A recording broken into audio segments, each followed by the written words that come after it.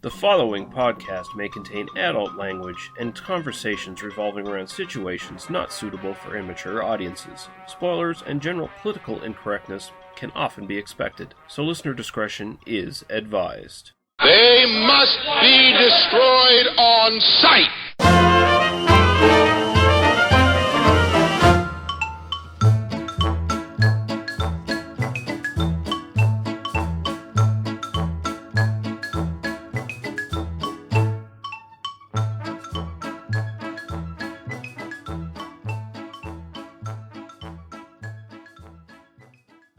This is important stuff as I sort of learn and go on about podcasting and sound quality and stuff. I'm starting to notice the difference between how these whiskered men affect the sound quality when they're too close to the mics and.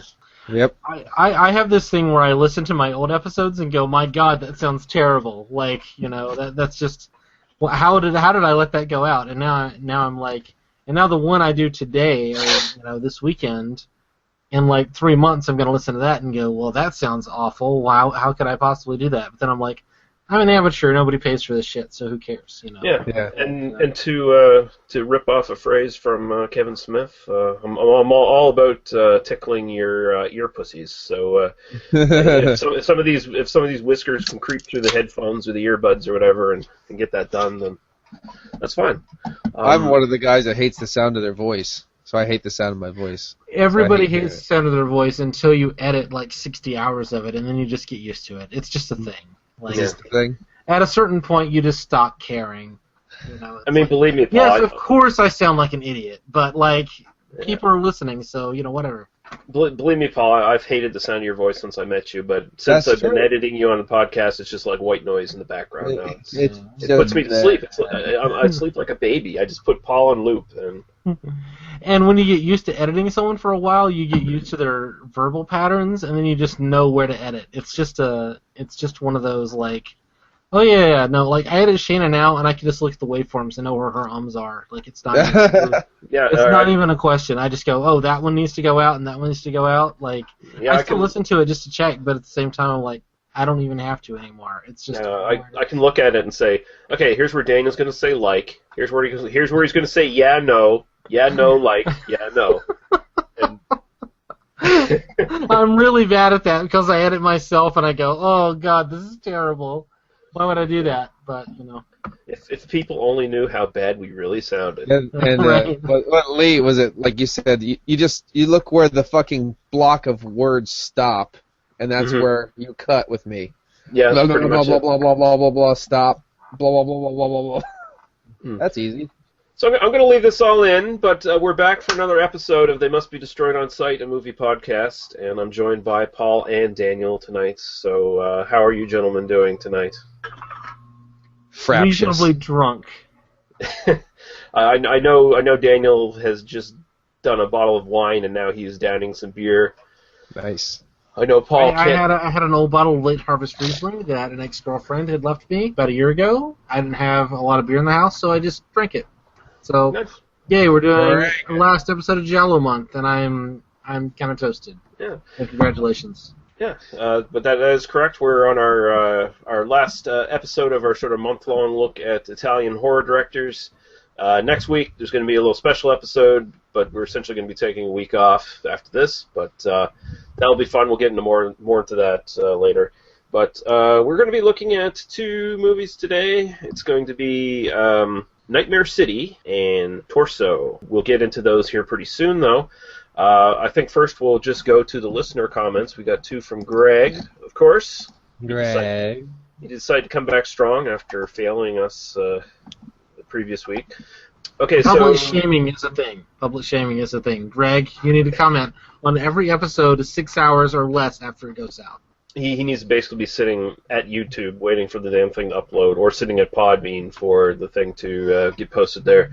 Just keep refreshing, Greg. Just keep refreshing. So he left this on our Black Sabbath episode. He said he finally got a chance to watch these movies, thought they were both okay. I think I preferred Black Sabbath a little bit more. And of course, the other one was Bay of Blood. Of the three stories in Black Sabbath, I liked the telephone one the best, followed by the vampire and ghost story. And Paul beat me to it. to the nudity report, but Bay of Blood had a nice scene with a full frontal from a distance. Black Sabbath disappointed in that department, especially with some of the attractive women featured within. That's true, but at the same time, it was like early 60s Italian horror as opposed to late 60s and then early 70s. So there might have been, I don't know if there was still a difference at that point. I can't recall too many movies of that period from Italy coming out with nudity in them. I might be wrong, but I think there might have been a bit more of a censorship issue there. Yeah, it started as, oh my god, you're showing some ankle, and then the next thing it's cunnilingus. There we go. I mean, it's like the gradual general sexualization of like the Hammer films, where they started out with, oh, here's a woman with a slightly heavier bosom coming out of her dress, and then you get to like the Vampire Lovers, where it's just full on lesbian vampire sex. He said of our last episode with Contamination, and then he said Contamination is kind of like if Alien was set back on Earth shortly after the initial egg encounter and didn't feature the actual alien until the end. It's a fun movie, and even followed the old Italian movie trope that if there is two male protagonists in the film, only one woman between them, one of the guys will die in the final few moments. Reminds me of Zombie and City of the Living Dead, he said in that regards. He said, as mentioned, that shower scene really set up to show skin, and then for some reason it didn't. It would have made sense plot-wise if she covered that egg with everything she could. To that, I say, boo earns. He said, I actually enjoyed Hell of the Living Dead more, though. I can certainly understand Daniel's reasons for not liking it, and it really isn't a good movie, but I like Italian exploitation films and thought this was a fun movie. It had a stupid plot, a cast of characters that is neither likable nor well-developed, gratuitous violence and nudity, lots of filler footage that makes little to no sense, and yes, it does exploit other races. So in my books, it does what it set out to do. It's exactly an exploitation film. You're right. It set out to be horrifyingly racist, and it achieved it. Congratulations. And completely incoherent for lack of filler footage. So, yes. It set out to what it achieved to do, yes. So did Triumph of the Will, by the way. Just putting that out there. Although I think Triumph of the Will was better shot than Hell of the Living Dead. Oh, I don't disagree. Yeah. If you ask me which is the better film, Hell of the Living Dead or Triumph of the Will, it's Triumph of the Will all the way. And I'll even throw in the Birth of a Nation. Oh, yeah. Yes. He says it isn't quite competent to be a good horror movie like Zombie, and not quite gritty enough to be a good exploitation film like Cannibal Holocaust. It kind of sits in this weird middle ground, but then again, I'm comparing it to some of the benchmarks in the genre, which isn't really fair. The nude scene in the middle is quite nice, though, especially with the close-up of the boobs, regardless of who they belong to. Boobs. At some point, it just doesn't matter. They're completely dehumanized, so it's just like, oh, look, boobs. And if you can set it up where you ejaculate right at that moment, you're fine. Like, it's just like, oh, there we go. Although, I mean, depending on how long it takes, you got to start early, so you got all this footage of those ugly fucking commandos driving in a Jeep and stuff. Can I admit this? Like, when I was like 13, I used to do exactly that. Like, I knew exactly where in the film the boobs were. And so I'd planned, like, okay, gotta get hard while I'm watching. Okay, bullshit, boobs, there we go! Like, if you ejaculate at a time when there's not the boobs on screen, you're maybe not heterosexual. The thing is, I've moved past being 13, and some people haven't. But that's another conversation. I just skip that problem. I ejaculate all through the movie, no matter where we are, and it makes it easy. Yeah, that's fair. Really, you're more mature than I was at 13, Paul. Some people are water pistol, some people are geyser. That's all there is to it. I'm kind of a super soaker, really. Like all at once. A gusher. Mount St. Helens, Mount St. Helens. That's a good. I was gonna say Old Faithful, but Mount St. Helens, that works too. I am kind of drunk. This is awesome. Why don't I do this every episode?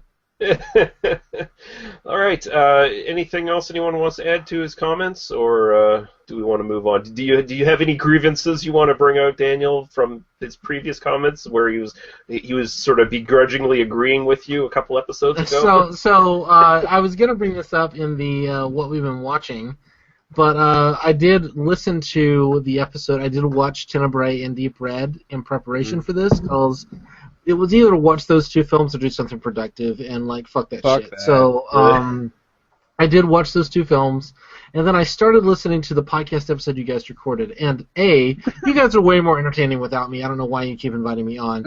And B, I listened to Greg's comments, and he says begrudgingly, "I hate to agree with Daniel." And you know, that's kind of what I feel like my role is on this podcast, to be the like person like shitting on and like raining on the parade of the fun of like just talking about shit in a bullshit way. I'm the one going like, "Oh look, let me bring some politics and some sexual justice and stuff into this podcast." And way to talk kill about mood, women.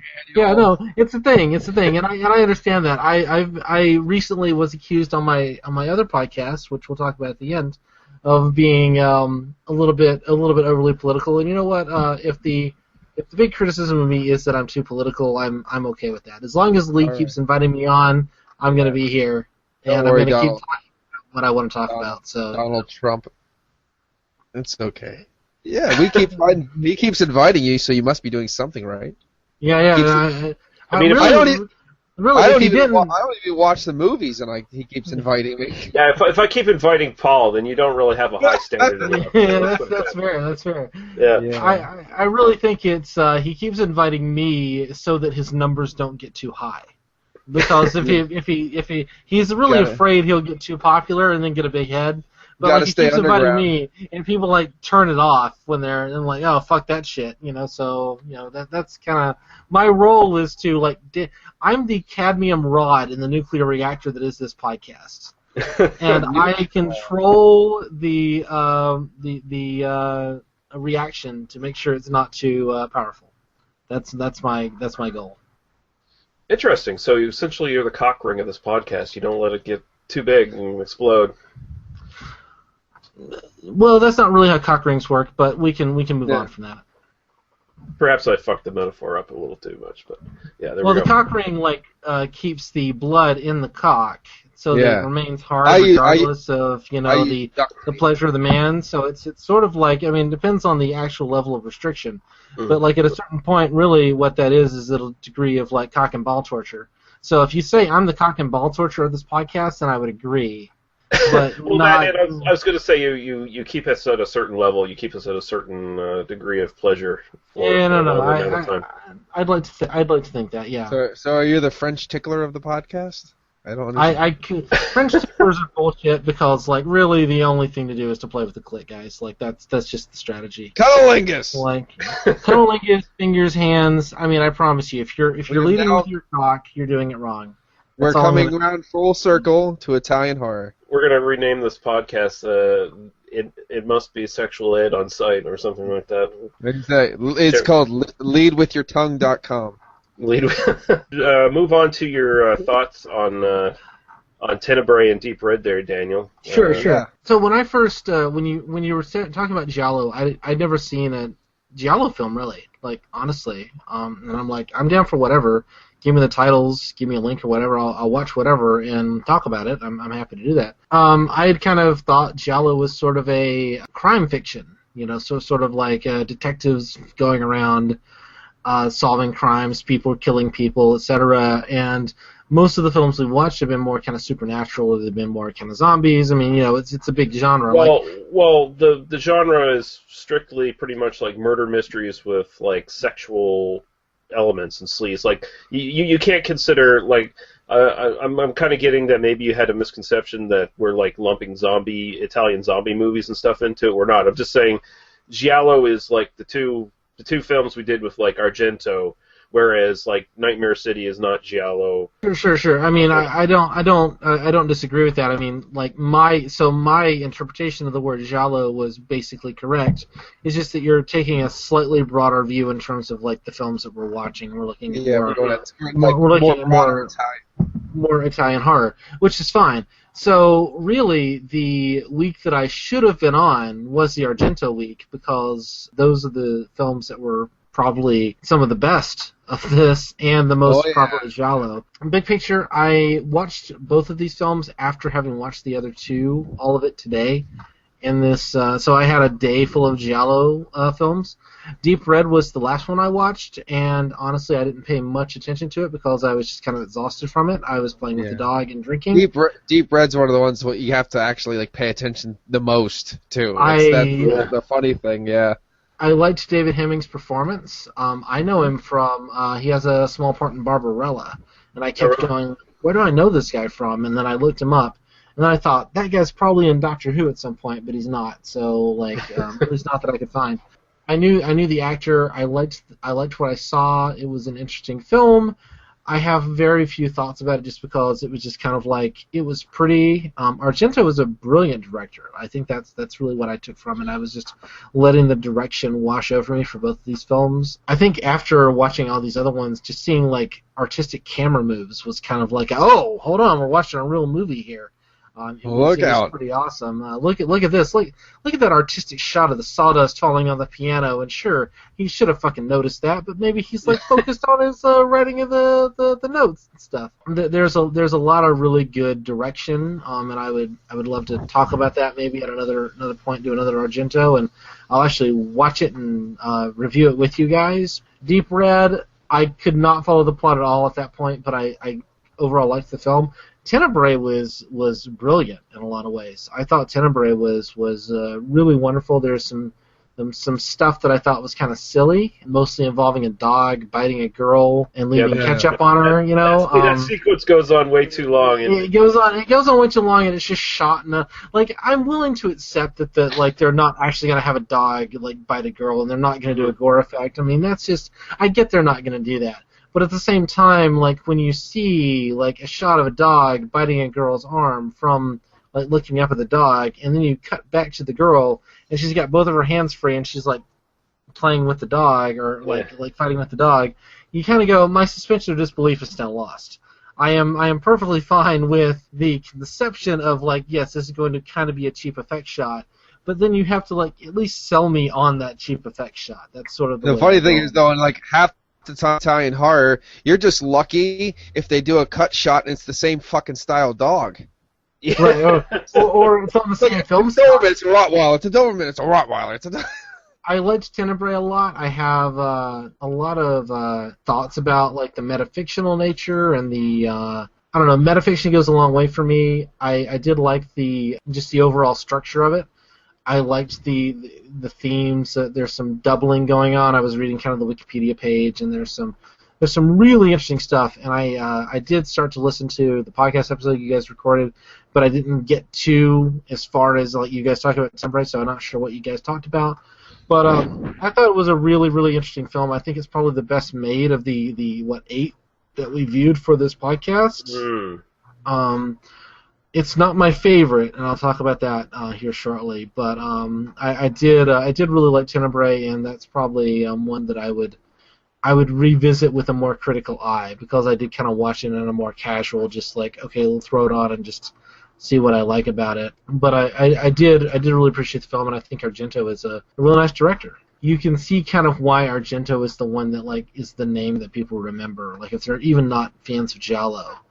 Like, I knew Argento's name as a producer, if nothing else, but I knew it was a director, and I can definitely see why, like, his is the name where you go, well, Argento's, like, the Giallo guy.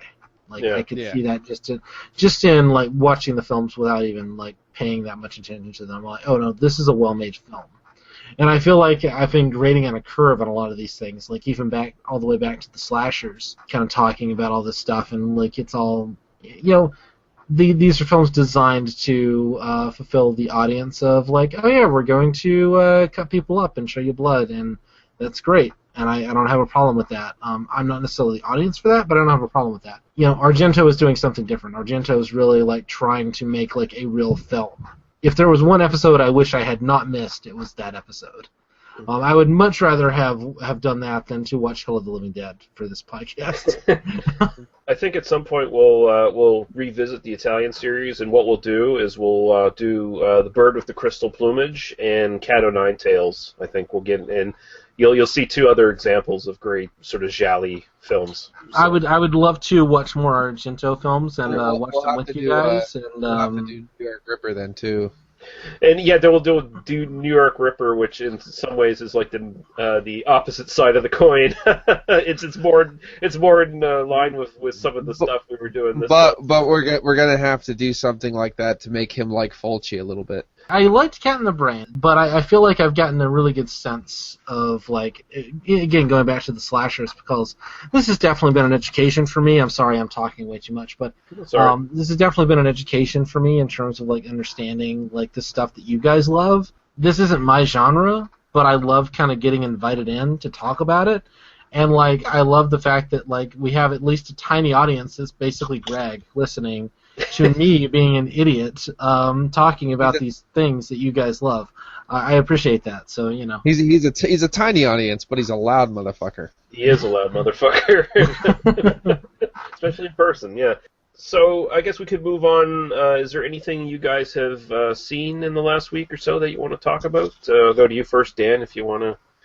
I really haven't watched anything else aside from those. I did watch How to Train Your Dragon one night because I love that film, so I watched. Hiccup. You know. I could talk about that film for an hour by myself, honestly. Yeah. So if you ever want to do an animated film, I will totally do How to Train Your Dragon. It's all just this. You just gestured to all of me. We could do an animated month or something like that. I'm up for that. Sometime in 2016 or 2019, really. It's kind of 29. If we're still doing it this at 2019, that'd be something, man. Come on, Lee. Really, what are you going to be doing with your life besides talking to us about shitty movies? Well, no, I mean that's how I want my life to go. Your top goal, like your big plan, is in like 5 years we're still talking about shitty movies. If I could just have this forever. Really, what you're saying is this is the peak of your life, Lee. Like, this is it. Right. Well, I mean, I'm in my mid to late 30s, so that probably is the peak of my life. It's all downhill from here. So yeah. All I'm saying is you need to get laid more. That's kind of the thing. Yeah, definitely. Then I probably wouldn't have a podcast, though. So I mean. Oh, well, there's that. Yeah. So you, Paul, have you seen anything last week or bought anything that you want to talk about? I just watched a lot of Daffy Duck's Quackbusters and Fraggle Rock with the kids. That's all I've been doing. The Quackbusters, man. I have a story about Quackbusters. Can I tell my story about Quackbusters? Absolutely. My God, this episode is crazy. I was 8 years old and I was watching Daffy Duck Quackbusters, and my mom is sitting there, and like halfway through that movie, I turned to her and I said, "So Santa Claus isn't real, right?" And I have no idea why I picked that moment, like in the middle of Daffy Duck Quackbusters, to just be like, "So I've analyzed this, Mother, and I've decided that Santa Claus isn't like a real thing." And she got really sad for me that I had lost this thing of the innocence of my childhood. Oh. And for me, I was like, no, I figured this out. I solved this. Despite you trying to protect me of this. Santa Claus isn't real. I know this. At least I strongly suspect this. You've since confirmed it. Now let me go back and watch Daffy Duck Quackbusters, which is more interesting to me. And yet, she wanted to talk about this for hours and wanted to be sure that I was not traumatized by this thing of realizing that Santa Claus wasn't real. It's like I'm like, no. Daffy Duck Quackbusters, which I had seen before. I had it on video cassette. And I'm like, no, this is more interesting to me right now than talking about Santa Claus. So honestly, the reality that I know that a creepy old man isn't breaking into my house at night is a good thing. So I'm fine with it. Right.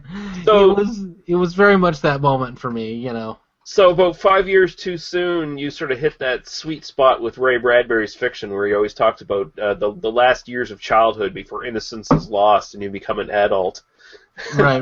No, I grew up in Alabama, and I grew up very interested in science and reason and skepticism and all that sort of thing in Alabama, and it really was this sort of thing where I came to that fairly to that. I don't even think that 8 years old is early for that, but I definitely think that 8 years old was the fact that I came to it as a rationalist and actually asked the question. So Santa Claus totally isn't real. I think tells you a lot about like who I was as a child. You know, you're the guy that's been killing everybody's mood since you were 8. Yes, no, it really is. Like I have been killing the dreams of people I cared about since I was in single digits for like almost 30 years at this point. So this guy's serious. This is serious. Sadly, I've been pretty much the same. So. And at that point, I just found out about it last year, so I'm not anywhere near you guys. So now I was already growing chest hair at that point. Like that should tell you another thing about me. So you know. That's what happened to me last year. No, I get that. I get that. I'm a late bloomer. Let's just say that. You're like 30 years behind me. I get that. I'm not 38. Come on now. Come on now. Yeah. All right. I think we've exhausted that topic. I myself have not really seen anything of consequence this week. I mean, I watched a movie called Cunnilingus. No, it was some stupid horror movie. It was The Attack of Cunnilingus. No, Lumberjack Man. That's what it was called. It was Is that similar to Winnebago Man but with a lumberjack? No, like I mentioned in the previous episode, I watched a movie called The Final Girls, which is a sort of meta horror comedy kind of thing that sort of deconstructed slasher movies and did it in a really cool way. So I was kind of looking for other stuff that was kind of similar because it was like I was on sort of a slasher comedy kind of kick thing. So I was like, maybe this one will be good because it looks like it is because it's got what's his name, fucking Adam Sessler, who's big in the video games. He was on the that fucking video game channel there for quite a long time, Attack of the Show and all that shit. Oh, that guy, yeah. Yeah, so it looked like it was supposed to be a pretty funny The guy kind of who's movie. sitting next to Olivia Munn, is that the guy? Yeah, the guy who you never noticed because you were always looking at Olivia Munn. Yeah, that guy. And it's kind of funny, like it's a horror comedy, it's a slasher film, but man, is it just bereft of any sort of nuance that The Final Girls had. It's just a straight up kind of horror comedy. It's more like a dumbed down version of Tucker and Dale versus Evil or whatever. But it's fun. But I mean, it has all the elements you want in a kind of movie like that. Like it's got tons of kills, tons of tits flying around everywhere. It's set in like a Christian Bible camp. So of course all the students in it are secretly horny teenagers who are not at all interested in pleasing the whims of their fake god. Within the reality of the film, you're a real god. I mean, you have to acknowledge that. It is within the whim of the filmmaker, honestly, I mean, we all know that God is a fictional character, but within the reality of the film, it might be a real. I don't even think in the reality of the film he's real. It's just it makes fun of it. So like it makes fun of the idea of like a Christian summer camp so badly, and also it's got Michael Madsen in a funny role, like one of his best sort of direct to whatever roles he's done in the last 20 years of basically doing that shit. It's actually one of his more amusing performances. He's sort of like playing a really maybe schizophrenic Dr. Loomis almost. I don't like just he's just not even schizophrenic. That's the wrong word to say. He's just high really ADD off. level. I guess he's just really fucking off. He's got all these weird asides and stuff, and it's pretty fun. But it's not great, but I guess it's worth checking out if you can find it. What's the title again? Lumberjack Man from 2015. By the way, don't just put like Lumberjack Man in Google for an image search because you're going to get a lot of naked dudes. I was like, oh yeah, fair porn time. Or do. So or do if you're into that. If you're into Greg, that, but we're talking to you, Greg. But I did, and I'll totally admit, I wrote Lumberjack Man nude scenes. I went to look because before I was going to go in this movie, it's like, is there going to be anything in this movie I want to watch? So I went into Google search, and the first thing I saw was about 400 pictures of naked bearded men, and yeah, it was about. Was Daniel in there at all? I don't know. He could have been, but it was about. Lee blocked it out. He missed completely. That like the first page is just me. Santa is dead. It was about 0.003 milliseconds before I hit the fucking back button. I was that quick. I was out of there. But did you like make a little squeak like a girl? And then back. Scream. There's I did watch a couple films a while ago that I don't know if we mentioned that are fun films to watch. There's another one I haven't watched yet. It's called Night of the Psychotic Forester. I saw it. It's basically one of those new movies that's a mock slasher 80s film. So hey, that's the new thing now. There's like 4 or 5 different mock slasher 80 films that are out right now. And the one's Night of the Psychotic Forest Ranger. The 2 films that I did watch that are kind of kooky, funny films that are actually kind of entertaining is Chillerama, which you've seen. Chillerama's fun, yeah. That is a fun one. And then the other one is Cadaver Christmas. So definitely worth watching. Never seen that one. I'll have to check that one out. Yep. But yeah, Chillerama actually is pretty fun. We might, I mean, when we finally get onto like start up like an anthology series, we'll have to cover that one at some point. Yeah. All right, I think we can jump into our first movie here, and we're going to be talking about Nightmare City from 1980 first. Top of the news this evening is speculation concerning the real facts behind the Department of Health announcement about a radioactive spill supposed to have occurred yesterday at the state nuclear plant.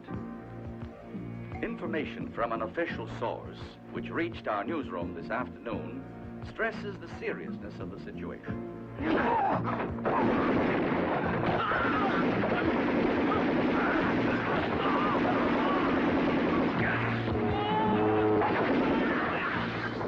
Mr. Miller, something very serious has happened at the airport. But until we conclude our investigation and take the necessary countermeasures, nothing is going to leak out.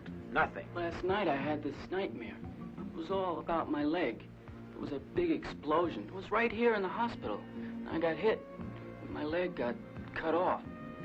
Well, we don't have to worry over that any longer. Jim, your leg's going to be just fine.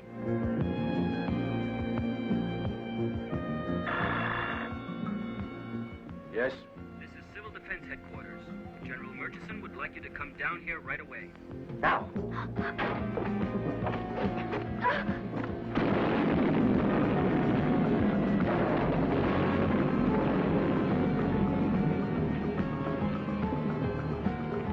This individual and others like him have been subjected to strong doses of atomic radiation, which increase their physical capacities beyond the norm. In short, it's a kind of a Superman. This is Channel 5 TV station. We're being attacked. For God's sakes, send somebody fast.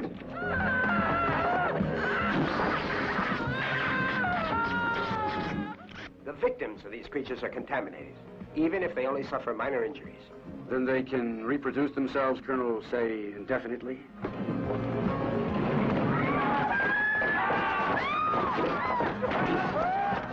We'll be completely on our own. We'll simply have to declare a state of emergency ourselves. Or before we all become contaminated just like them.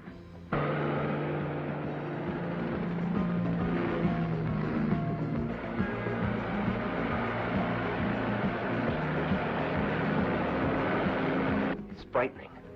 How could a thing like this happen? It's part of the vital cycle of the human race. Create and obliterate until we destroy ourselves. We have special commando units positioned at all strategic points in and around the city. Public buildings, offices, and businesses alike have been ravaged, and damage is estimated in the hundreds of thousands. General Hospital has been hit the hardest. Many have been seriously injured, and hundreds of lives have been lost, with the end still not in sight. My God, Sheila, what's going on? I don't know. I really don't know.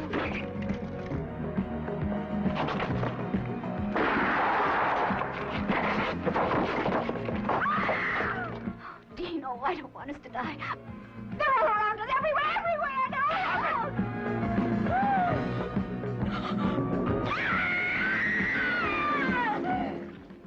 God help us all.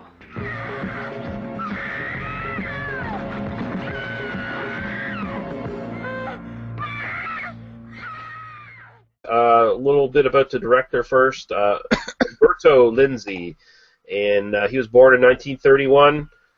He hasn't really done a film since about 1991 at this point. He's, I guess he's pretty much retired at this point. But he's known for usually writing most of his own films. He's probably best known for his sort of seminal cannibal exploitation films that he did. He did Eaten Alive in 1980 and Cannibal Ferox in 1981. And he's also credited as doing pretty much the first of the sort of cannibal exploitation genre in The Man from Deep River. He did do some giallos. I've never seen any of his giallos, so I'm actually going to have to go back and look at it because it seems like he gets a lot of credit for doing some of the better ones, but I've never seen any of his ones, so I'm going to have to go back to that. He's also known for doing a movie called Ghost House in 1988, also known as La Casa 3 in Italy. It was like Ghost sort of House, the weird trilogy thing. Yeah, it was the sort of thing. Yeah, it was the sort of same thing where Fulci's Zombie 2 was supposedly sort of a sequel to Dawn of the Dead when it really wasn't. It was just sort of ripping off the trend. As far as La Casa, it was ripping off the trend of the Evil Dead and Evil Dead 2. So it had that weird naming going on. And apparently also another director, Fabrizio Laurenti, did a couple of other films in the sort of La Casa series, I guess. Yeah. Well, the little thing, in the Ghost House thing, at the end, the one girl that you're all rooting for, she walks in front of a bus. The end. Oh shit! That actually reminds me of a film I watched a little while ago called Zombievers. Yeah. I need to do before we jump into this all the way. There's a film that you either never ever watch it or watch it immediately. It's called Blood Creek Raccoon. I've seen like the trailer for that, and that looks like the most. I got 15 minutes in and I had to take it out. I couldn't watch it anymore. If you want to watch stuff like literally like off the shelf in a toy store, stuffed raccoons killing people, there you go. Oh, okay. All right, so anyway, enough on Umberto Lenzi. We'll go right into the film here, Nightmare City from 1980. Of course, directed by Lenzi, written by Antonio Cesar Corti, Luis Maria Delgado, and Piero Regnoli. It stars the amazing acting talents of Hugo Stiglitz as Dean Miller. That's a name that sounds familiar to me for some reason. I'll tell you exactly why in a second. Hugo Stiglitz is a famous Mexican actor. He's probably best known outside of Mexico for doing a couple exploitation films. One is Tin Torilla, which was a shark film, and Blood Feast / Night of the Thousand Cats, which are probably his two sort of exploitation credits. Other than that, all the shit he's done is pretty much... it's not even really on Internet Movie Database. It's like, it has a link, but it's red and you can't go anywhere. There's no page entry for the shit. But the name Hugo Stiglitz so enamored Quentin Tarantino that he used it as a character in Inglourious Bastards. He names the German who switched to the Inglourious Bastards side, played by Rolf Muller or whatever the fuck his name is. He's the big German guy who sets off that scene in the Say fucking... goodbye to your Nazi balls. That's the guy, Yeah, but I guess Quentin Tarantino's quite a big fan of this film, so he paid tribute. He's also in I think he's also in like Dr. Blood or Dr. Butcher, which is I guess the AKA Zombie Apocalypse. Oh, is he? film. Okay. Yeah, I think the other title is Dr. Butcher or something. Okay. Also starring Laura Trotter, Maria Rosara Omigio. Oh, Jesus Christ, these names. Francisco Rabal, Sonia Vivani, Eduardo Fajardo, Stefana de Amaro, and our friend Mel Ferrer from The World, the Flesh, and the Devil is back in this one, playing the general character. Yeah, this film involves a situation where these people are gathering at an airport. Hugo Stiglitz is a fucking, and I'm not going to call him by his real character name. I'm just going to go Hugo Stiglitz because why not? The writers didn't care what anybody was called, so why not? Yeah. So he's a reporter.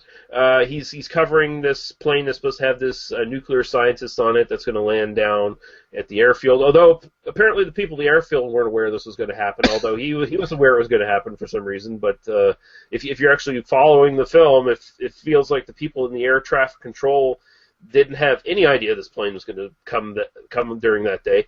But The people who come up are strangely murderous. Some of them are horribly deformed. We quickly find out that there has been some sort of nuclear disaster, and it has irradiated several people and turned them into, I guess, semi-zombies, you could say. Not quite traditional zombies. I always look at it as a plague film. Yeah, it's more of a contaminated plague film in a way. Basically, it's the crazies. Yeah, and this might be the first example of like the fast zombie genre, really, if you think about it. It has a lot in common with like 28 Days Later and stuff like that would come later on. Yeah, these irradiated zombies, although it horribly deforms them, it also turns them into almost unkillable murder machines, and they basically just start spilling off the plane, killing everyone there. And then more of them show up around the city in this, I think it's supposed to be in Italy. I don't think they ever really quite specify where this is supposed to be. But yeah, essentially the plot is both the military failing to contain the problem and good old Hugo there and his incredibly stupid wife trying to escape and get out of the city and survive. And that is essentially the city in a nightmare. A nightmare city, indeed. Yes. Yeah. The nice thing, though, the only word you actually stumbled over today was Antonio. Yeah. Wow. I must be getting better after all these Italian names thrown at me. Actually, I'll go to you first, Paul. What's your sort of initial thoughts on this film? I didn't watch it. Next. I like the film. I think it's pretty fun. I always thought this was a weird one, though. The first time I had to watch it, though, I had to sink myself into what the fuck is going on, because I thought it was going to be a zombie film, and then these guys come out that are obviously, just more like crazy. And that's when I really put the link together quickly of the crazies from the Romero. Mm-hmm. These guys use weapons and stuff too, like they use guns and knives and shit. Like they just lose humanity and just kill. You know what I mean? So that just seems like the crazies to me in the way.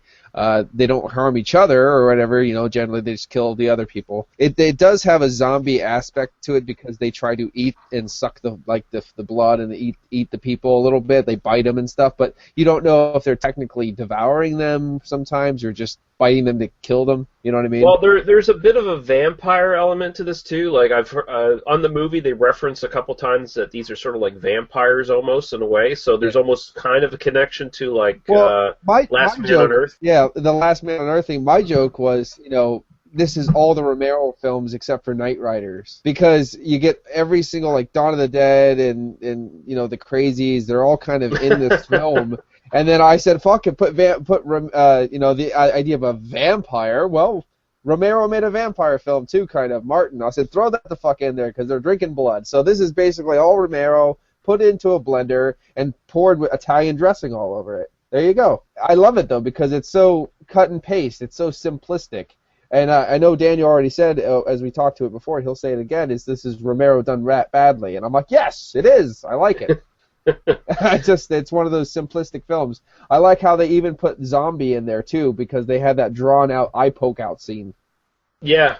So they threw zombie in there too. You had to, here comes the knife, buddy. This is definitely an exploitation film basis. They whip the tits out, rip the fucking clothes off the maids, and then kill them, stuff like that. It's Italian film at its worst and best. So there you go. That's simple. All right, Daniel, your thoughts initially for this one. I agree with everything that Paul said, except I agree with his description of the film, but Thank you. His perspective on it. He loves it. I don't like it that much. See, that's the problem. Exactly. Actually, my whole thing is like the joke I would make about this is it feels like did somebody get a bunch of like B-roll footage from Romero's films, just took his like extra footage he didn't put into his films, and then cut it together into a film. So it's all the stuff that like doesn't have the like ideas and thoughtfulness that Romero puts in, but it's just all of his like extra footage. And so like it's not terrible, like it's watchable, but it's also just kind of I don't care. Like and that's honestly that's almost like the worst thing for me for a film like for a film like this, because I'm perfectly fine with like a bad movie, like Hell of the Living Dead. Like I hated that movie, but I was interested all the way through.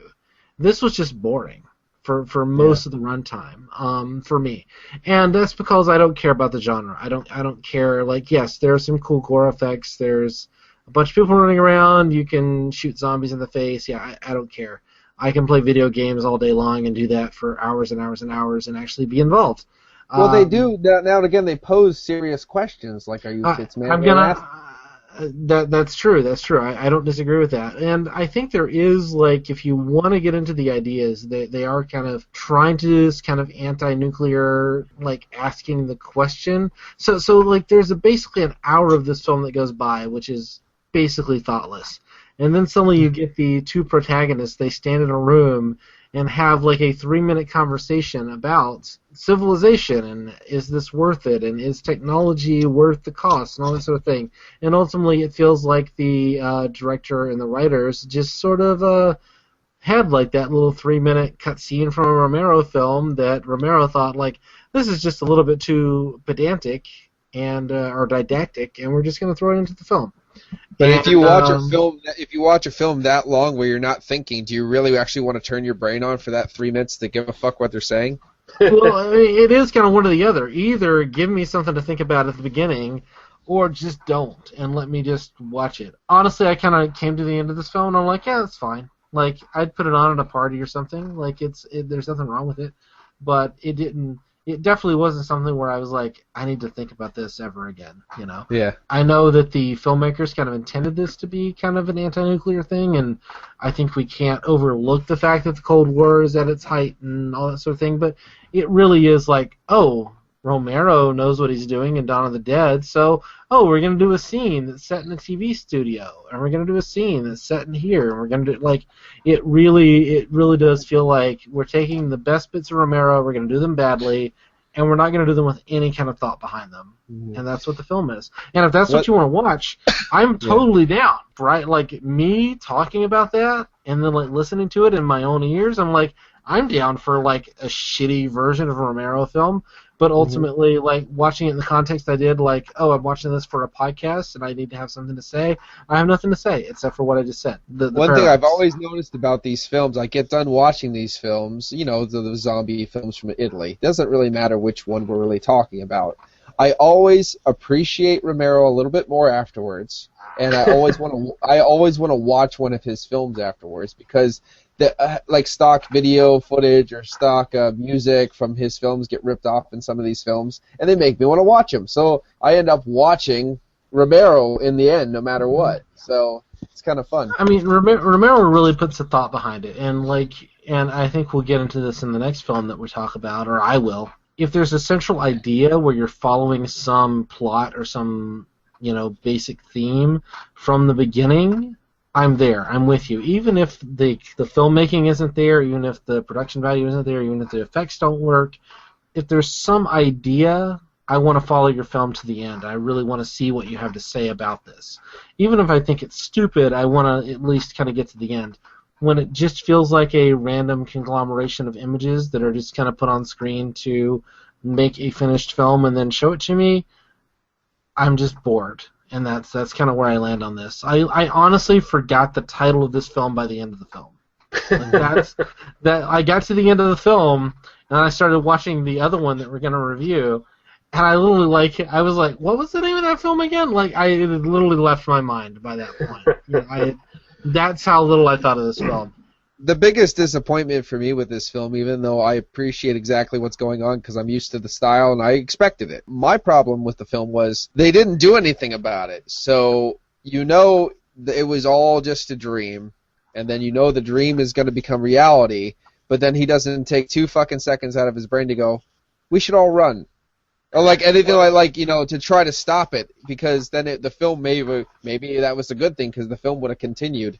But you know, then you know what's going to happen in real life. It's supposed to give you the eerie feeling, but like half of me wanted like a prophetic stop this shit kind of a film. Even if they just arrested him and put him in the loony tank, and then he watched all the chaos on the film on the TV, would be kind of interesting. But I didn't make the fucking film, and I can't go back and change it. Well, I think the thing about the ending, and it's one of those endings whether you're either going to love it or you're going to hate it, because at least it didn't have Bob in it. All right, I'm happy.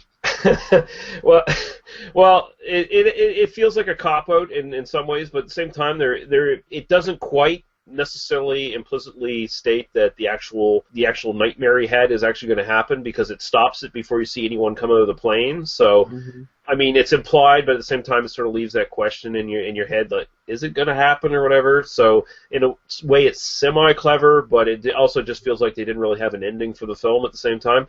And the thing is, this is one of the rare movies that Lenzi did actually not write himself. He was just hired on as a director for hire. Very much like Bruno Mattei from our last episode, he was sort of more of the, I guess, sort of second or third, well, actually third or fourth tier kind of Italian director who was just doing everything that anyone, with a couple dollars wanted to throw together for a movie. But I think he has more directing talent, quite frankly, than Mattei. I think at least he tries with what he has, but he was sort of, again, one of these guys who was sort of at the whim of the producers. They stuck Hugo Stiglitz on him, who is one of the most wooden fucking... It doesn't help, of course, with the dubbing, but Hugo Stiglitz is not a very good actor, honestly. Like, he just doesn't sell being the male protagonist in a film, he doesn't sell being the... this film sort of calls for an action hero almost, because it is a very action-heavy kind of zombie film. He originally wanted to have either Franco Nero or Fabio Testi, which are two really big-time Italian stars, and both ones that I really like, especially Franco Nero, who, of course, was Django. Would have worked well for this. He also was considering bringing in John Saxon as the lead role in this, who was doing all kinds of Italian stuff.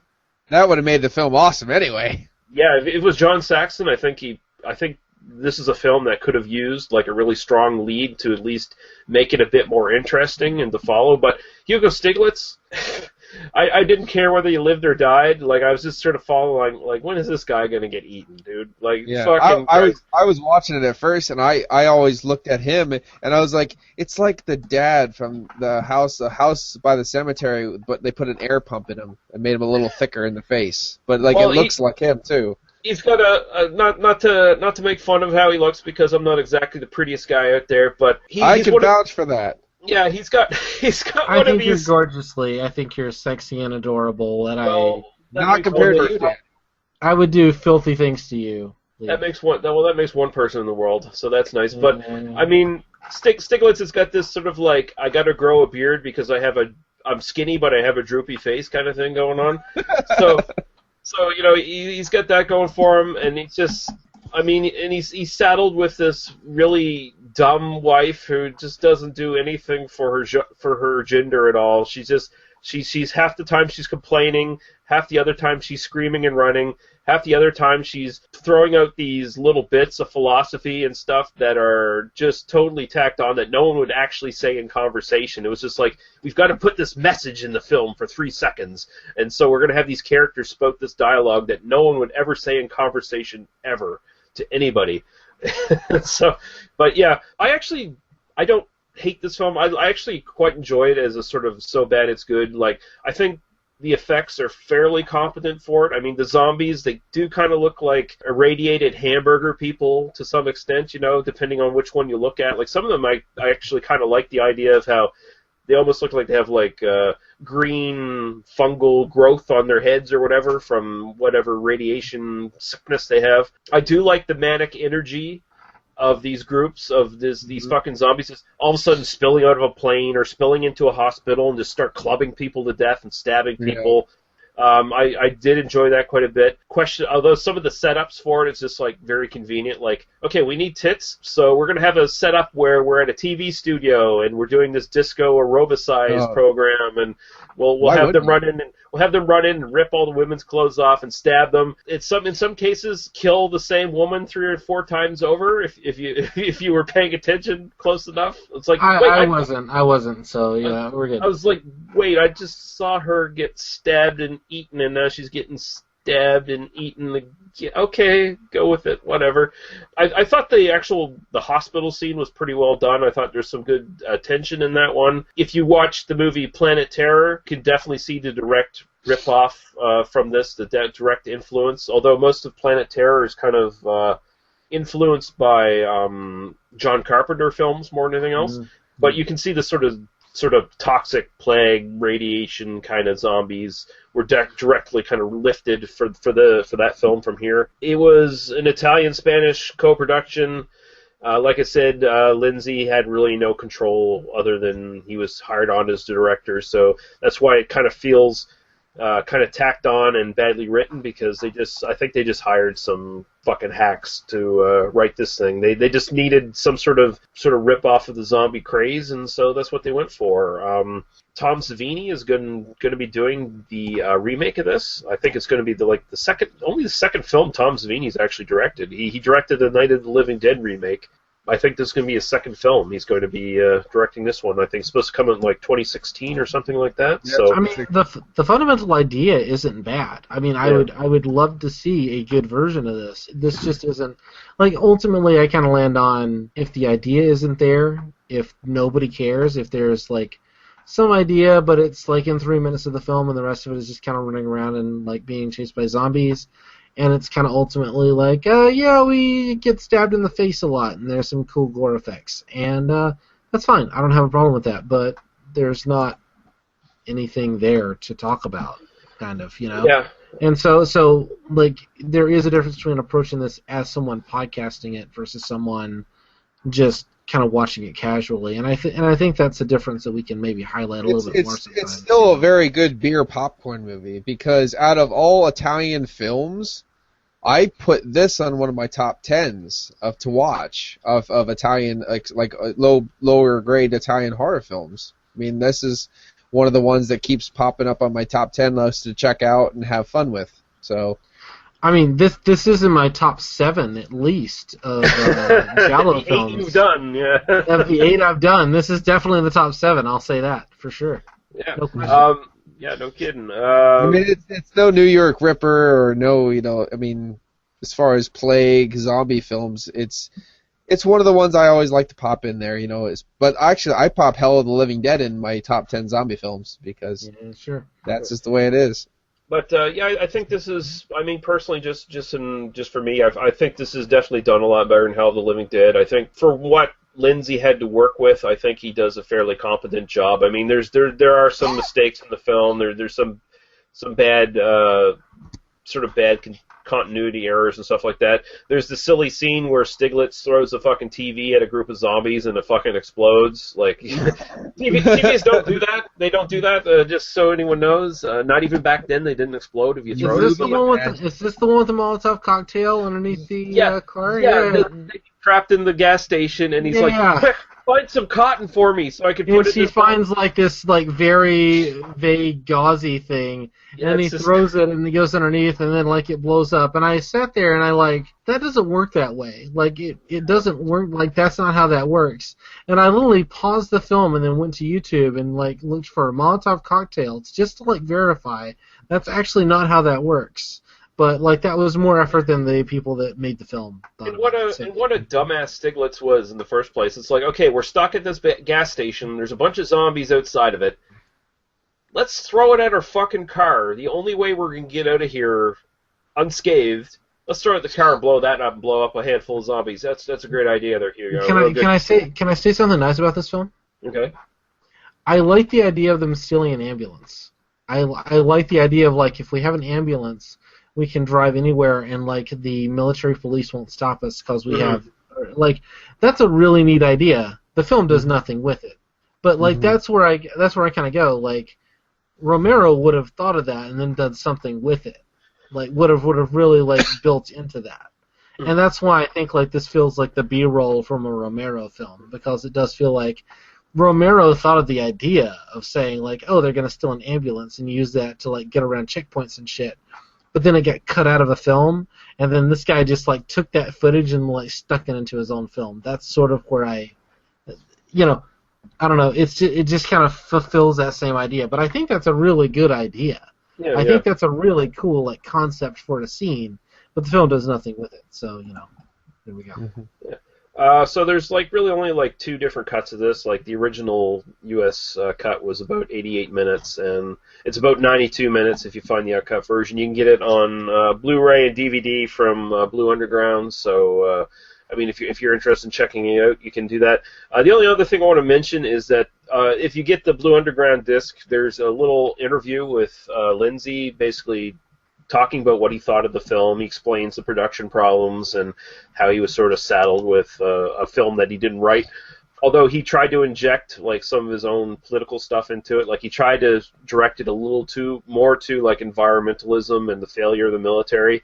But then he also makes this incredibly bizarre fucking comparison to the AIDS epidemic, where somehow he sort of shoehorns in the idea that, oh, these are sort of like AIDS patients, and it's sort of like the breakdown of society that was caused by AIDS in the 80s. And I was like, I don't remember. In 1980, that wasn't yet a thing. I'm sorry. Even in Philadelphia, like that was still a few years later. I'm sorry.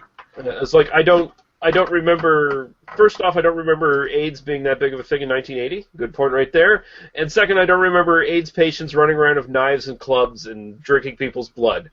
But hey, no, that was totally a thing. Like, I was gonna say, I don't know. You just didn't go to the right places. No, you don't understand. This was gay culture in the 80s. Like beating people with the clubs and drinking people's blood was just a thing in gay culture in the 80s. Didn't you read your right-wing Reagan era literature about gay culture? Like this was verboten. This was like a thing, Their rainbow flag back then was just a pile of burning bodies. So that's all that was. A pile of burning bodies with like HIV all over it, Yeah. Yeah, it's the thing. So anyway, this is going to be a really interesting episode to edit, Lee. I appreciate your effort. I think there's actually going to be less editing in this one. Yeah. Because, no editing makes it real. Yeah. People are going to ask you to send me lots of alcohol before we record every episode. That's going to be the thing. Dun. Okay, so final thoughts. So we'll go to you first, Daniel, if you have anything. I've said everything I need to say, really. It's fine. That's kind of where I land on it. It's fine. It's rip-off Romero.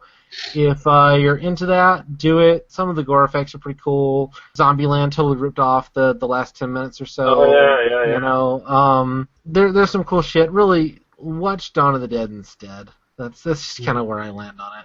But, Well, watch this first, and then watch Dawn of the Dead, and you'll appreciate Dawn of the Dead more. Yeah, watching these shitty versions does make me go, like, Romero's even better than I thought he was. Like, I always thought he was brilliant. And now I'm like, no, Romero was fucking genius in comparison to some of this shit, See? His rip-offs had no idea what to do with the shit he gave them. He, gave them this shit, and they went, like, oh, yeah, we can do this. And then turned in shit turds, like, Nightmare City. Yeah, they just hammered. They hammered the square pung into the round hole. Oh well, but it's not a bad film. It's not. That's the thing. Like, it's not terrible. It's not nearly as bad as Hell of the Living Dead. Hell of the Living Dead is just atrociously awful. This is just boring. And that's kind of the. In a way, I would, if you asked me which one would I rather watch, I would almost rather watch Hell of the Living Dead, because while it's terrible and horrifying, it's not boring, whereas Nightmare City is kind of boring. And that's my final thought. Right on. Anything else you want to add to this, Paul, or we can move on? Pretty much we can move on. It's an okay film. I like it. I think it's one of the substandard but yet standard go-tos in the exploitation Italian horror scenes. Of course, they're all rip-offs. Most of the Italian horror that we will watch is rip-offs. It's if you can sit through like The Last Shark and Killer Crocodile, you're pretty much good. So you have to get used to the style of the Italian horrors and the rip-offs and the exploitations, but once you do, you can pretty much handle anything. It toughens you up for the world outside, because the world outside sucks. So there you go.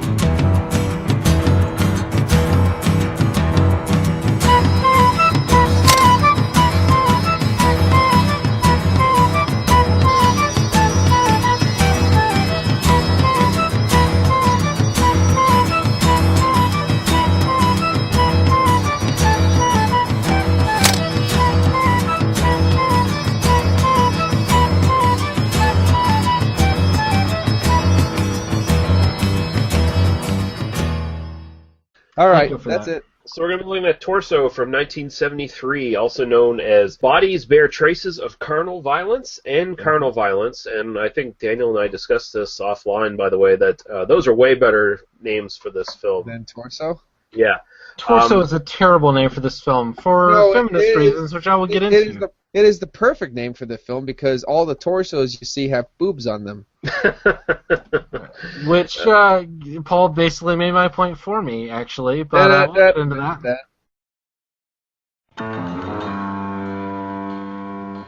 Now, from Carlo Ponte, the man who brought you Dr. Zhivago, comes a totally new motion picture experience. A journey into the bizarre, terrifying world of the psychosexual mind.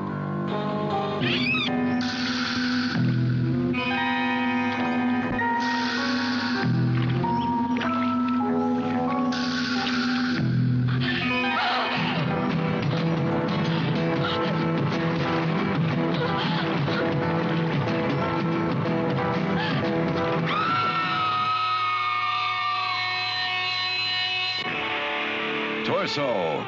It saturates the screen with terror. I've called you here today for a good reason. What you have here are fragments of cloth. Is one of these students a psychosexual killer? Barbarously murdered just 1 week ago. Or are they just playing erotic games? Not so innocent erotic games.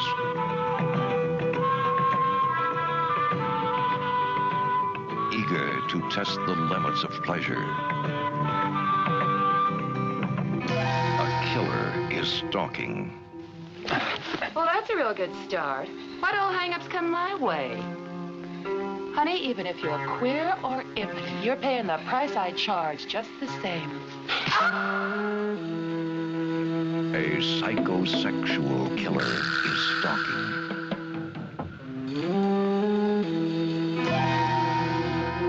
Son of a bitch! What's happened?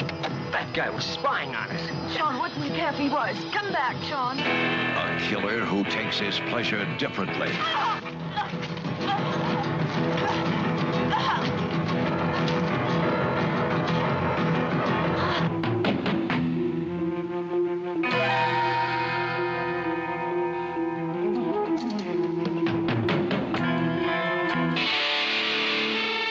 Torso. It saturates the screen with terror.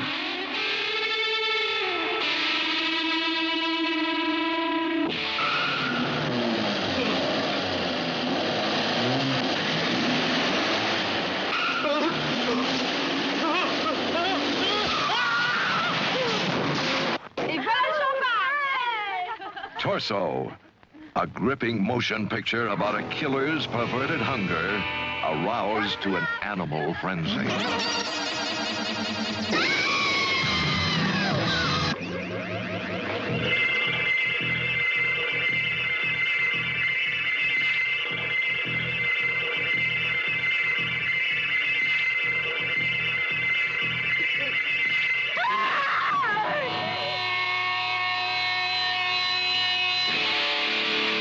Torso.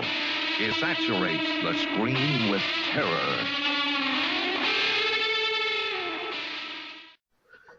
It's directed by Sergio Martino. Not much on him. I wasn't too familiar with his stuff. He's also done a lot of Giallo films. Basically, apparently he's pretty well known as sort of the second tier guy under Argento, actually, for doing a lot of really quality ones. So I'm actually going to have to go back and revisit a lot of his stuff now too. He was born in 1938, and like I said, he's mostly notable for his sort of Giallo films. He's the brother of producer Luciano Martino. They collaborated frequently on their films. That's really about it for him. The only other film I can think of that he's done that I've seen is The Mountain of the Cannibal God from 1978, which had Ursula Andress in it, but it wasn't a very good film, so I don't remember a lot from it. This was written by Ernesto Gastaldi, and Sergio Martino also did the screenplay and some of the story as well for this one. Starring Susie Kendall, Tina Umont, Luke Marinda, John Richardson, Roberto Biscacco, Ernesto Colli, Angela Cavello, and Carla Brait. This is sort of a semi-giallo murder kind of film, semi-slasher film as well at the same time, before slashers were really a thing. It involves two murders of two local college girls in this Italian city. The police immediately connect the two murders and warn the rest of the students about it, saying that the killer was obviously using a distinctive type of scarf to murder these women from strangulation before mutilating their bodies afterwards. And one of the students recognizes the pattern in the scarf and thinks she might actually know who the killer is, and that prompts the killer to hunt her and her friends down as they go on a weekend excursion to a sort of isolated villa up in the mountains. Yeah, because nobody kills girls in an isolated villa in the woods. Well, I don't think they have woods, really. Well, you know what I mean. You know, there's an isolated place. You know, put all these hot girls in an isolated place because nobody ever gets murdered when that happens. Yeah. But essentially, that's sort of the plot. Like it's like I said, it's kind of it's giallo in a way because it throws out red herrings and stuff like that throughout the entire film. But yeah, I'll go to you, Daniel, first for your sort of initial thoughts on this one. This is my favorite of the 8 that we talked about in this series, actually. Partly because, as we kind of talked about before, I'm not much of a horror guy. Like, I'm just kind of like, oh yeah, you got special effects and congratulations, there's blood, but like I want a story, I want some kind of narrative. I also have a weakness for the erotic thriller kind of genre. It's just like a place where I feel happy, and I think this really has some interesting things, whether it's intended by the filmmakers or not. I think this has some interesting things to talk about the way that women experience violence from men, and I do want to get into that here shortly. I do want to talk about that a bit. But I think this is structured well. I really like just the pacing of it. And I mean, honestly, I watched this after Nightmare City, and I literally finished Nightmare City and then just pulled this up and hit play on it, and suddenly it's like, oh look, erotic threesome, Emmanuel style with like cameras clicking, and suddenly I'm like, I am suddenly much more interested than I was in the Romero ripoff that I was watching 2 minutes ago. So yeah, I like this film quite a bit. And it is more of an erotic thriller with kind of slasher elements. And so if you're looking for a straight slasher, this isn't that. But there's a real story. I think when last week when we were talking about Contamination, I was kind of like, you know, after Hell of the Living Dead, like suddenly there's narrative and there's like a story and there's like and suddenly I was like grading on a curve, and watching this definitely felt like, oh, there's actually characterization that we're supposed to pay attention to, and there's actually this sort of the idea that like there's suddenly a movie we're supposed to be watching, you know, within the context of watching them in this order, made me like it more. And I think if I'd gone into it blind, maybe I would have liked it less. But having watched a lot of the other giallos that you guys like shoved upon me, without the Argentos, which I watched after, but having watched a lot of the other ones, I definitely was it was a breath of fresh air. And I liked it quite a bit. And it is, I don't think it's the best of the 8 that we watched, but it's my favorite of the 8. Right on. What's your sort of initial thoughts on this one, Paul? Vague. Do you want to explain to the people what happened when you tried to watch this film? Yes, I was actually going to watch a film for the podcast, which is crazy. But I was actually going to watch the film because I've only seen Torso once. So then I pulled out the copy that I have sitting up that I got from when I was overseas, and I popped it out, and I realized it's a Region 2, and my computer is blown up and dead, so I couldn't watch it. Then I got to work, well, you know, the other place, and decided to click on the link that Lee sent me so I could watch it, and it pulled up a bunch of virus screens and then gave me a blue screen of death. So I haven't watched Torso in about 11 years, and I only watched it once. But from what I can ascertain from my blotted memory, I do like the film. I think the film feels like a slasher at times more so than the giallo for me. Mm-hmm. And it seems more of a slasher film, and I was like, this is like 73 or 74. I'm like, slashers weren't even around then. I don't get like the Tenebre feel or the Deep Red feel as much, that kind of giallo, because those were my giallos, you know what I mean? Those were the Giallos I was basing everything off of. So it feels a little bit more gritty, raw slasher film, a little bit like that. Who the fuck takes a walk in a goddamn swamp? I'm just taking a walk. Go take a walk in a swamp. No big deal. But anyway. Well, if you were almost raped, that's actually a valid thing that happens with people who have post-traumatic stress. Like she wanted it, damn it. Ride it over with a motorcycle. We're gonna talk about that. I'm gonna bring this up. No problem. There's a nice build up in this film of a red herring, which is interesting that you get more like that Bay of Blood style, the red herring chaos. So overall, I remember it being a very meaty film that I enjoyed. Right on. I like this one quite a bit. Honestly, it took me a while to warm up to this one. I think actually I like this more after watching it for this week than I did previously. I think maybe I didn't pay attention to it as much because I didn't have the podcast to talk about it with or whatever. But I paid more attention to it and got more into the story. Picked up stuff I didn't quite see before the previous 3 or 4 times I watched it. First off, if you're looking for just pure skin and violence, then this has it in spades right off the bat. It is very much kind of an erotic thriller in a lot of ways. It essentially features an entire cast of young, nubile, sexually liberated women who are just basically into everything and anything.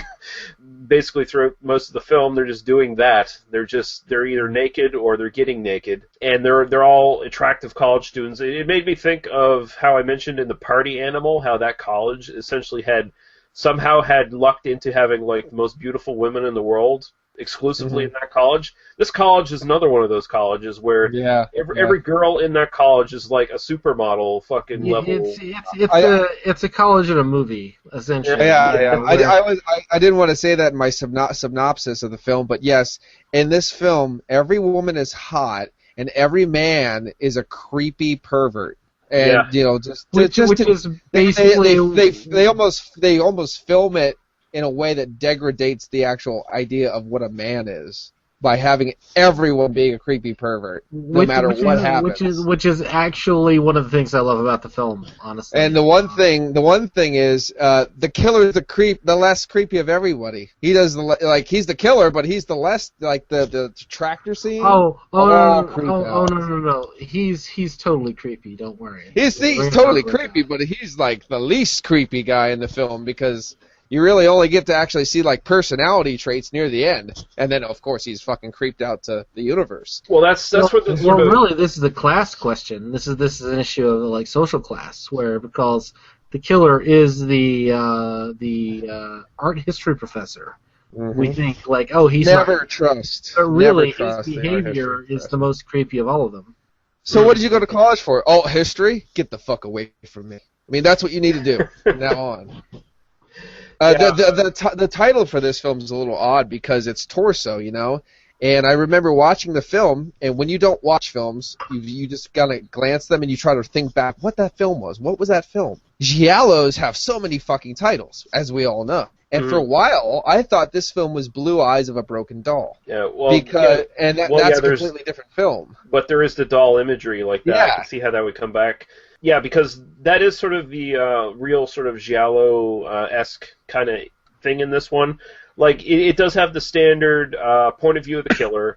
It has the sort of trope of some sort of really traumatic, sexualized something that happened to the killer in their past that made them the way they are. It has the black glove killer, and it has a lot of sort of sexualized violence, so the attacks are sexually motivated. And also that it has that sort of weird imagery as well in the sort of flashbacks to the killer's past that you always see. There's something really off or odd about what happened to them as well. And in this case, it has the doll thing coming back. Honestly, when I thought of it, for the longest time, with it having the title Torso, I kept mistaking it for Pieces. Pieces, yes, that's the one thing. I always mistaked it for Pieces.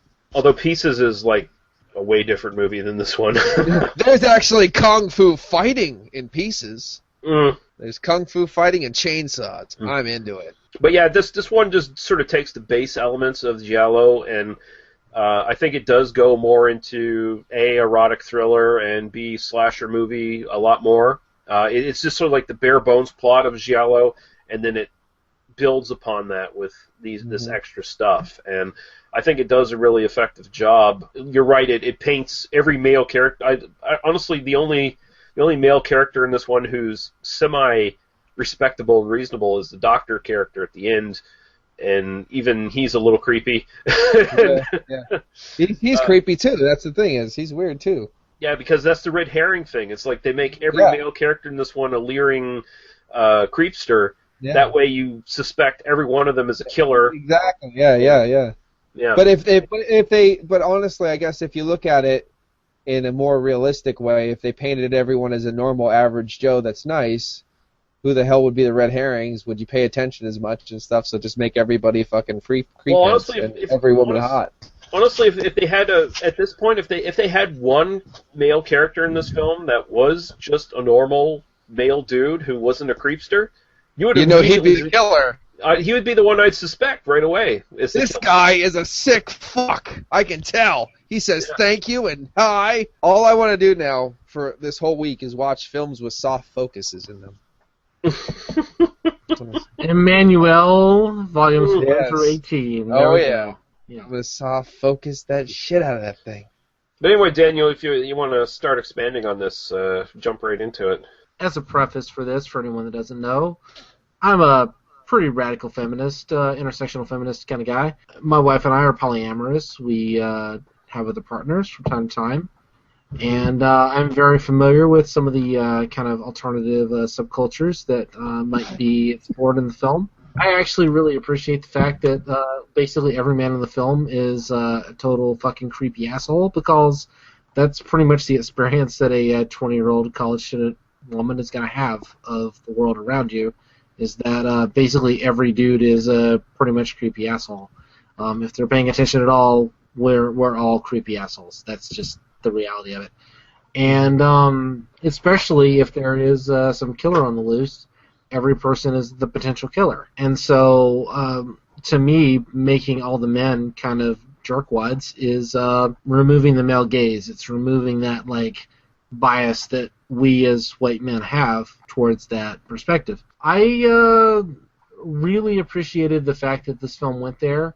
I think there's a really interesting reading of this film, which is basically that this killer hates women. He was making an excuse to go out and kill. We know that there were people in the real world.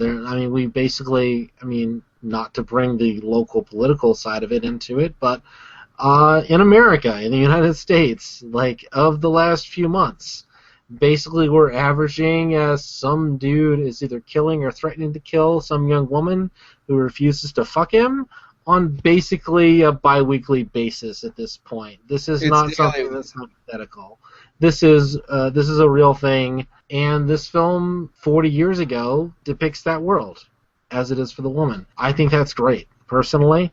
I think that the film is really effective. I mean, structurally, I think that the first kind of third of it is kind of talking about the kind of the setup.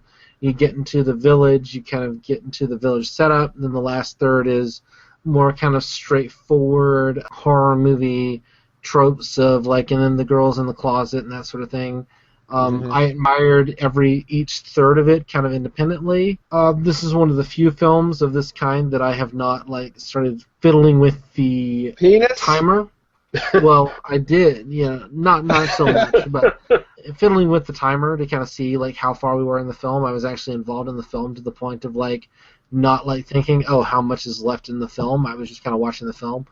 And I think that the red herrings are completely reasonable. I think that the structure of it really works. And the one thing that I don't like is the fact that the boyfriend shows up magically at the end to save everything. I think that the blonde girl at the end should have killed the fucker. That's kind of where I land on that personally. But I understand structurally why it works. I don't know. I think that the only other thing I would absolutely feel remiss if I didn't say is that I think that the killer kind of has the excuse of the blackmail thing. And I think that we're presented as that, as like a thing that happened, whereas I think if you look at the film carefully, and this is one where I actually went back and looked at the beginning of the film, the first 20 minutes or so, to see what was actually said and what was actually done, I think that I interpret the film in a different way. I think he's lying. I think that he wanted to kill them. He would have made an excuse to kill them anyway. I totally agree. I mean, it's pretty much explicitly shown. The movie shows you the point of view of the killer from his memories, with the traumatic thing in his childhood where he grows up becoming a woman hater. So he was going to find an excuse to kill these girls, no matter how flimsy it was anyway. He uses the initial sort of, oh, they were blackmailing me thing, whether it was true or false. He was going to do it anyway. The one final girl, he's sort of like, oh, she's the one I wasn't going to kill. I don't really believe that either. And of course, at that point, he has the convenience of saying, oh, well, you've seen me kill all these other people. Now I'm going to kill you too. I think he eventually would have stalked her down the road and killed her if she hadn't ended up being at the villa at some point. So well, and ultimately, the way that this kind of violence works in the real world is, oh, you're one of the good ones. And so you're fine. Like all the other bitches and whores, they're like sluts, and they don't appreciate a nice guy. But you're one of the nice ones. You're one of the good ones. You're like not one of those awful, awful women, and therefore I will be with you until you actually express an opinion of your own. And that's exactly how this mindset works, which is kind of one of those things of, the research that I've seen from psychologists and sociologists, kind of talking about this stuff, was not there in 1973, and yet the psychology is totally there in this film, which makes me really appreciate this film more as being kind of an early version of that. This guy is totally off his rocker. This guy is totally... Actually, I'm not going to say that. I don't want to use the ableist language. This guy is a total fucking misogynist douchebag who is choosing to brutalize women because he can't get laid. He's just a complete sociopath. Well, he's that too, but that's not the answer. He's likely, but he's not likely. Because Lee's a sociopath. Anyway, I've stood on my soapbox long enough. Greg is already writing an angry comment on this, so Yeah. I fell asleep 5 times. I made things way too political for this podcast. Lee's going to cut all that out. It's fine. But I'm going to leave it all in. But you bring up some good points. The killer is definitely looking for excuses. He doesn't really need any great excuses. He's just doing what he's doing. I think this film also has not only sort of the deeper sort of message in it that is actually quite surprising to come out of this film, but it also has some pretty good effects. It has some pretty good cinematography in it as well. I think that sequence in the swamp looks especially really good. Where he's stalking that girl. And then there's, of course, the shots of, like, the fucking countryside and shit like that, I think looks really well done. I like some of the nuances of sort of the stalk and kill scenes as well, like the murder where the couple are in the car or whatever. I think that plays out pretty well, where the boyfriend runs off to find the guy, and then he doubles around and turns off the car lights after she gets out of the car and stuff. I think that sequence is pretty good. I think the sequence... Making love in a tiny little car. Yeah, a very tiny car. I mean, they didn't have much room to fumble around in there, but fuck. Precision. Yeah, I guess they had to get a good rhythm going down there. They had to have a specific spot. But yeah. And, car sex. Can I just say, I've had sex in cars. It's always terrible. Never, it's just a thing. Like, if I'm just using my hands and just getting somebody off, it's fine. But, like, actually trying to mount somebody, like, I'm a big guy. Like, actually trying to get the angles right and, like, actually make it happen. Car sex is terrible. Like, the point of being an adult is I have a bed that I can go and fuck in. Like, that's the whole thing. That's the reason I pay a mortgage, is so I can have sex in a bed, really. Like, even if I did it, even in, like, a folded-down seat Bronco back, I mean, you got room, but it's still uncomfortable. It just is. It's just like I need a proper workbench. That's all I'm saying. Like, I'm a master craftsman. I need my tools. I have many tools, both those that were given to me by nature and those that I have purchased for my own amusement and for my partner's plural amusement. But at the same time, Like, in the backseat of a car, like, I've made it work, don't worry. I've had very happy experiences in the backseat of a car, but ultimately, it's just not the best experience. The only people that think it's the greatest thing in their life are people who don't know how to fuck, who got laid when they were 16. And congratulations, I'm happy for you. But, like, move on from that experience. You're like the Al Bundy of fucking. That's kind of the what I like. 4 touchdowns in 1 game when I was 17 is the height of my sexual experience.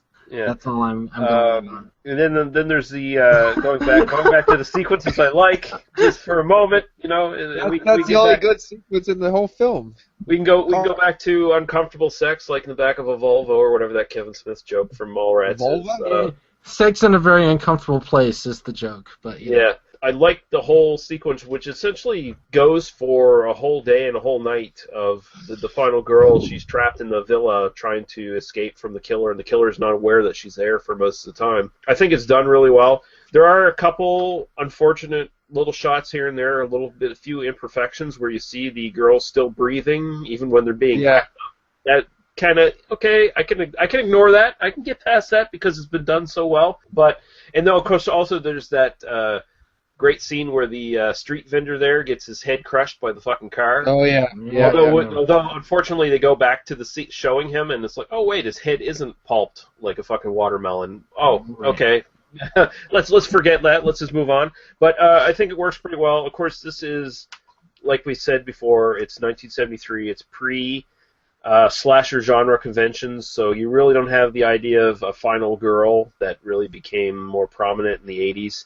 So, of course, she doesn't end up fighting the killer herself. She ends up being saved by the dude. And yeah, I really do like this film quite a bit, especially after this last time watching it. I got a lot more enjoyment out of it. I actually picked up on quite a few more things than I did initially. I will point out that this one is essentially one that was chopped up as well. It wasn't chopped up as bad as a lot of these films, but the restored... Yeah, the restored version of this on DVD, you get it Blue Underground, you can get it DVD and Blu-ray at this point.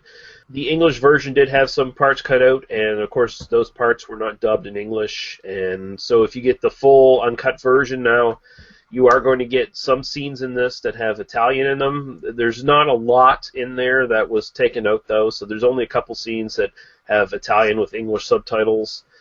There was an alternate ending with the killer surviving, apparently shot, but I don't think it was ever used or shown anywhere. During the production of this film, and this is kind of interesting, this is sort of a thing that you see a lot more these days when they do, especially on TV shows and stuff like that. During production, none of the cast were told who the killer was. So it was supposed to sort of ramp up the tension and make the actors act a little bit more naturally to the idea that no one knew who the killer was, and I think it is pretty effectively done. I think the red herring thing here is much more engaging than, say, in like Bay of Blood, where it's just like, okay, can we just get to whoever the fucking killer is at this point and get it over with? And of course, it turns out there's like multiple killers in that one, but yeah, I think the sort of mystery elements still work. So it still works as a sort of basic giallo, but it also works as a really good slasher film, and it also works as a, you know, with a lot of interesting subtext as well. It sort of comes out if you choose to watch it and get that deep into it. So I do remember laughing my butt off when the killer took the steam out of the heroes, saving her after he like, I'll jump on you, then I'm gonna kick you through a stained glass window.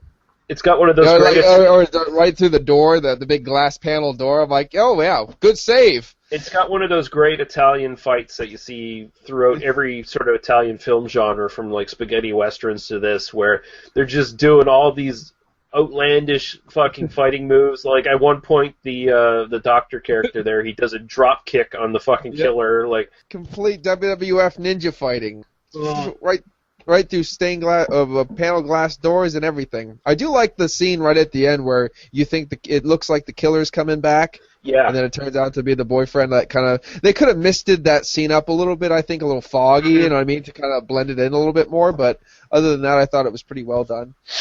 Yeah, because the killer's not wearing like the traditional like trench coat and stuff. He's wearing like a sort of a jumper or sweater kind of thing going on. So and of course the hero is also wearing that. So when he's coming out of the shadows, there it kind of makes it look like oh shit, the killer's coming, and yeah. So yeah, there's even good tension right to like the last couple minutes. Even though the Italian version of Fred from Scooby-Doo is actually not the killer, I have a little thing: never trust a man that wears a scarf. The end. It's probably a good idea, yeah. It's a good idea.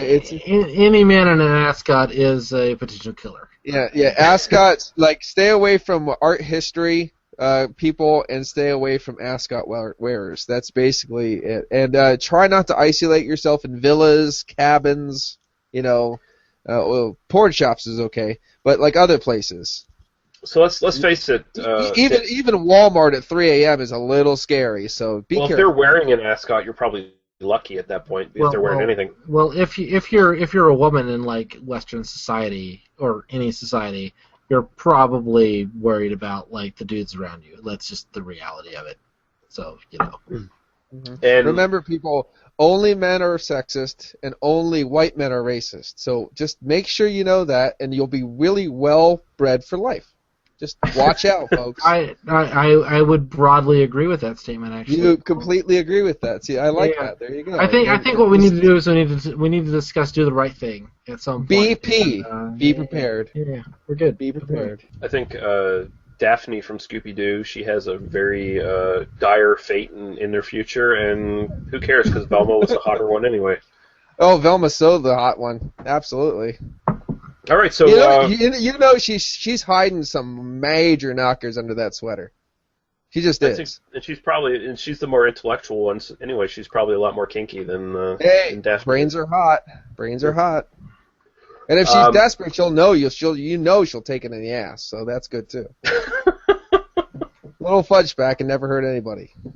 All right, so can we get some final thoughts here before this really falls apart? I completely forgot what we were talking about. I think this is elevating. I don't think this is falling apart at all. As I said, I'm so sad that I couldn't watch it again because I actually really did want to watch this film again. Well, one, because I wanted more to talk about, but it's been a long time since I've seen it, and unfortunately, I have to go by memory. But I remember it being a damn fine film, and one of the nicest. Less known genres in the Giallo because, honestly, as far as I know, Torso is one most people don't really talk about. No, I don't think they do, honestly. Yeah. Mm-hmm. Daniel.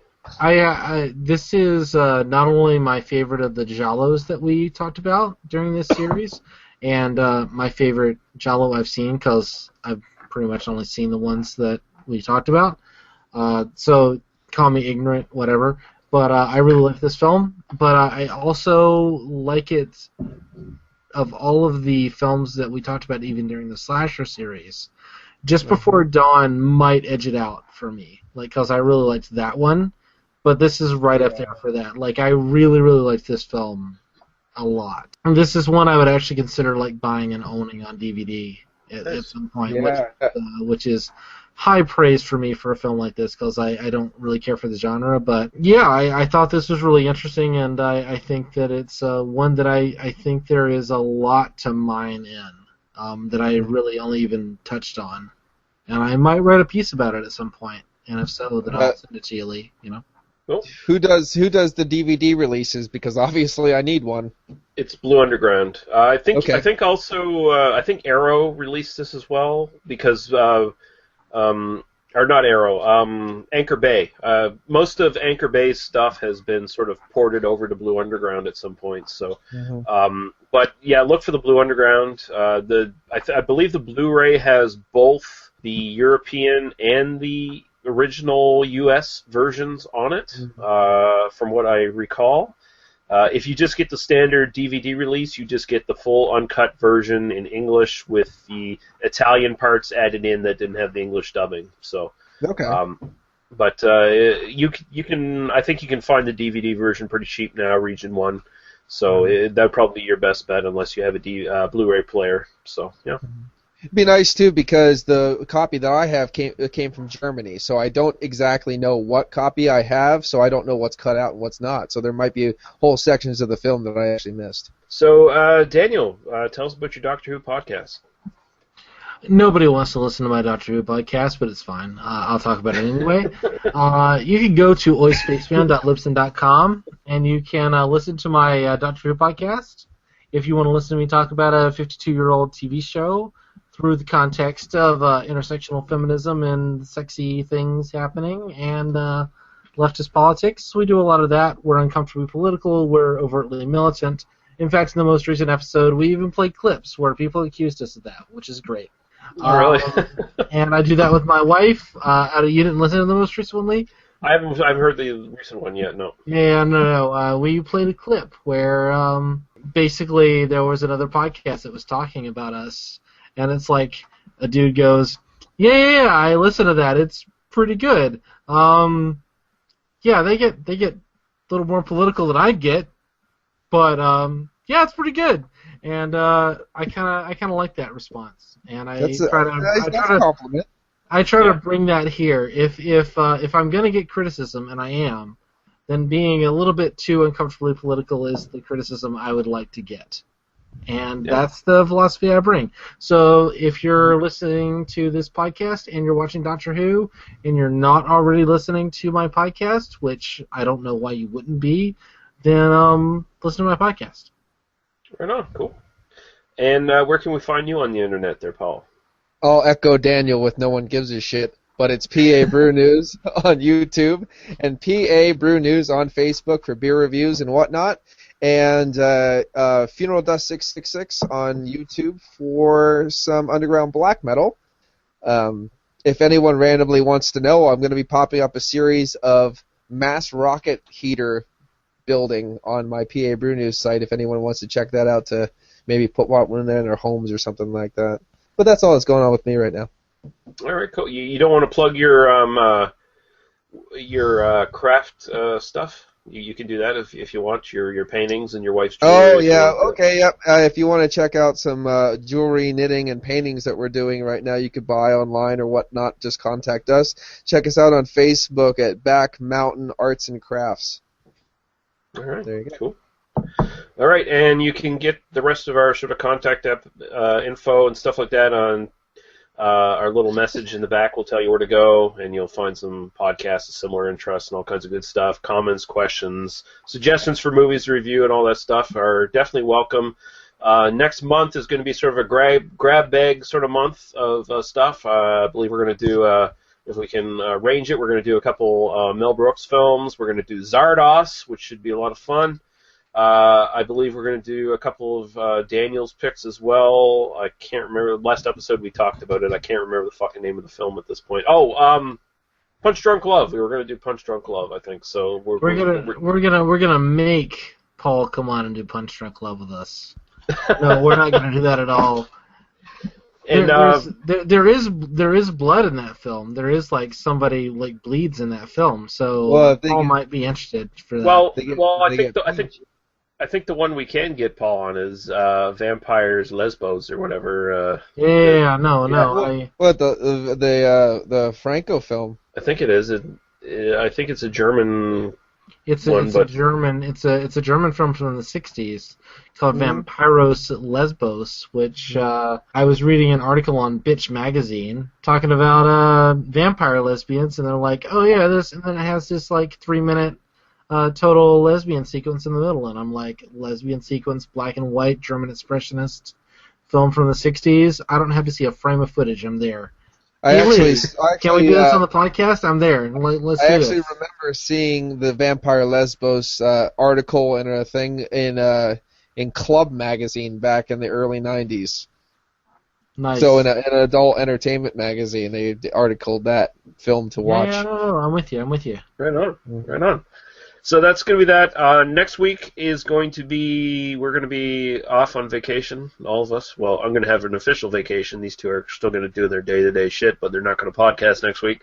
And it's going to be a very special episode. I'm not going to tell anyone what it is until it comes up. It's going to be a nice surprise, I think. I think it's turning out very well.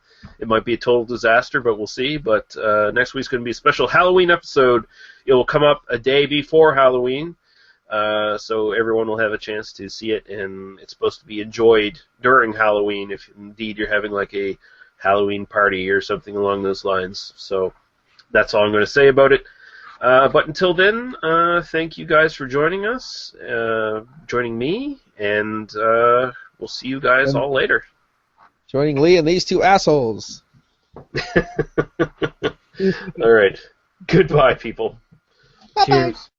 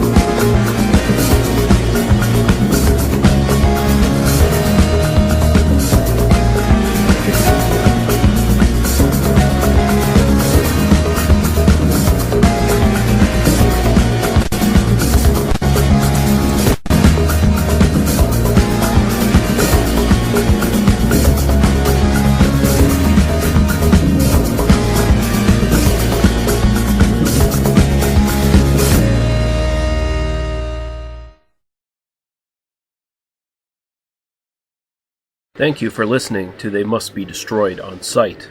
For our other episodes, links to Daniel, Paul, and Lee's other stuff, and links to some great podcasts of similar interest, visit us at tmbdos.podbean.com. There you can leave us comments on the site or directly email us. We listen and respond to everything. Thank you. Drive through.